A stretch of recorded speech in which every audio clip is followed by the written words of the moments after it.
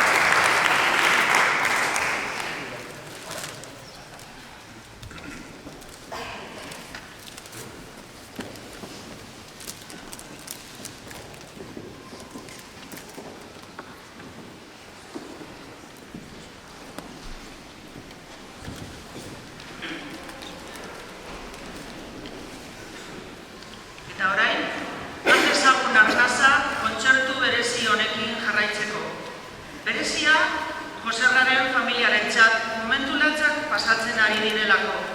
Berezia korokideontzat gure abestietan oso presente dagota.